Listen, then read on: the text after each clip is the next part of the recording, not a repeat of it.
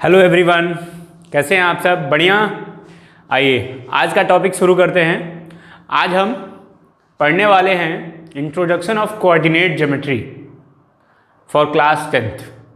देखिए इसमें हमें क्या क्या पढ़ना है। सबसे पहले हम ये देख लेते हैं कि इस चैप्टर में हमें क्या क्या पढ़ना है। इस चैप्टर में हमें सबसे पहले पढ़ना है डिस्टेंस फार्मूला। ये डिस्टेंस फार्मूला क्या है? जैसे आपको पता है कि कोऑर्डिनेट ज्योमेट्री में ये क्या होता है, कार्टेशियन प्लेन होता है। तो अगर कोई दो पॉइंट गिवन हो P और Q और इसके कोऑर्डिनेट्स हों x1 y1 and x2 y2,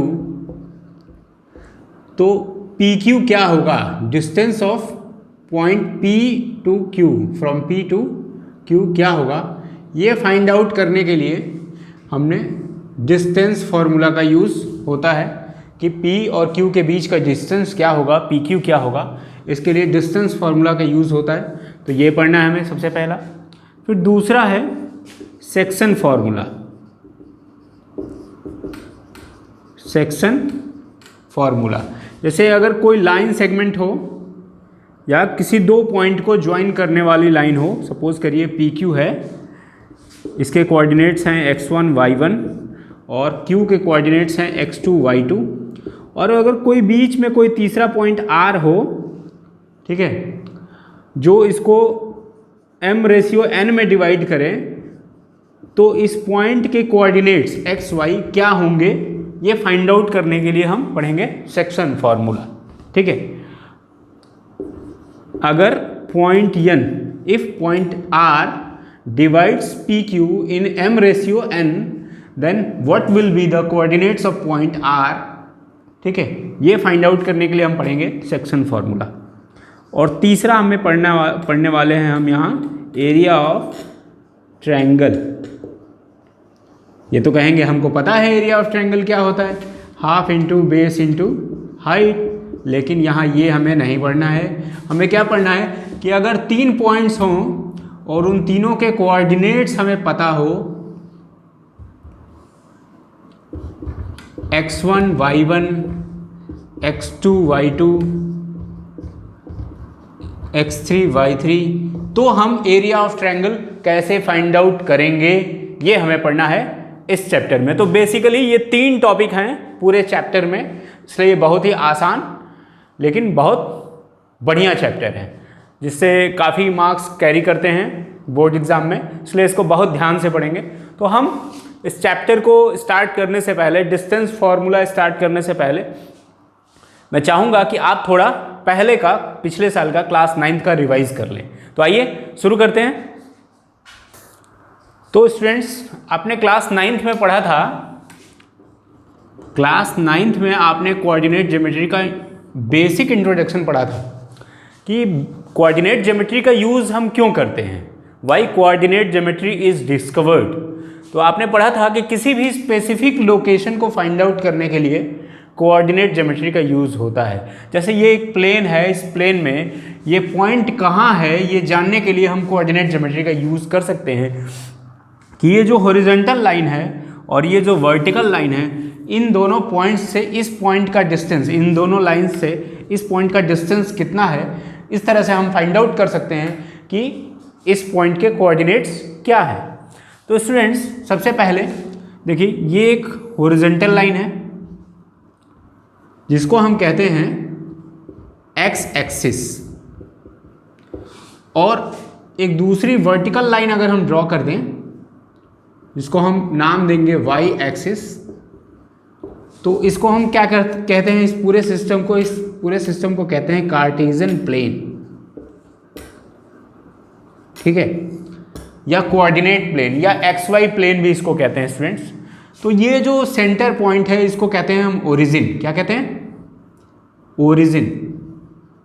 ठीक है, अब देखिए इस पे हम इंटीजर्स की मार्किंग करते हैं। इस ओरिजिन के राइट साइड में हॉरिजॉन्टल एक्सिस पे जो डिस्टेंस होता है दो पॉइंट्स के बीच में, वो यूनिक होता है, मतलब सेम होता है। ये 0 से यहाँ 0 हो गया, तो 0 से 1 के 1 सेंटीमीटर है, तो ये भी 1 सेंटीमीटर, ये भी 1 सेंटीमीटर। अगर 2 सेंटीमीटर का डिस्टेंस ले रहे हैं तो ये इक्वल होगा, ठीक है, ऐसे। तो इधर पॉजिटिव और इधर इस डायरेक्शन में निगेटिव,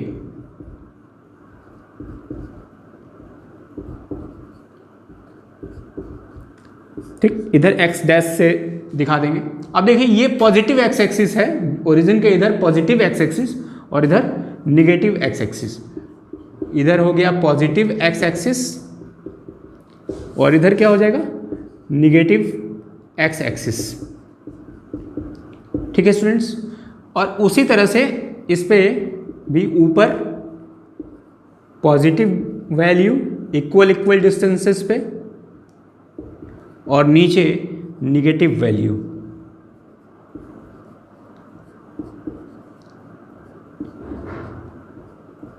ठीक है।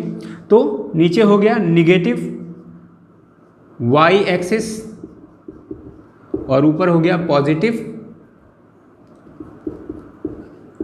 वाई एक्सिस, ठीक है students, negative Y axis positive Y axis, ठीक है।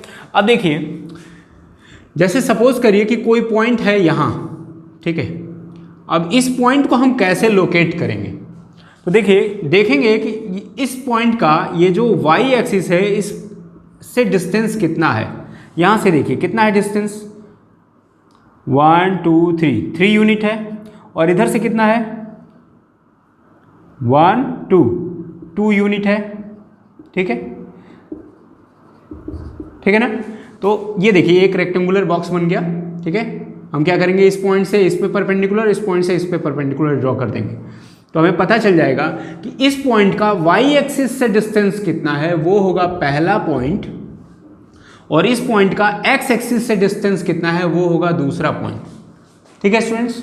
अब ये जो इसमें पहला पॉइंट है इसको हम कहते हैं एब्सिसा, ABSCISSA।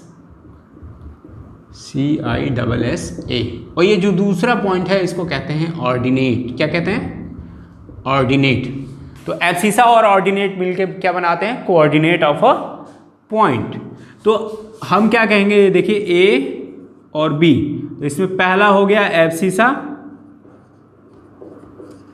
और दूसरा हो गया ऑर्डिनेट, और ये दोनों मिलके क्या बना दिए, कोऑर्डिनेट ऑफ अ पॉइंट, ठीक है स्टूडेंट्स। तो क्लियर हो गया होगा आपको कि इस पॉइंट का वाई एक्सिस से जो डिस्टेंस होता है वो एब्सिसा होता है, और जो एक्स एक्सिस से डिस्टेंस होता है वो क्या होता है, ऑर्डिनेट। और इस तरह से बनता है कोऑर्डिनेट ऑफ अ पॉइंट। अब ये देखिए हॉरिजॉन्टल लाइन और वर्टिकल लाइन ने इस प्लेन को 4 पार्ट्स में डिवाइड किया है।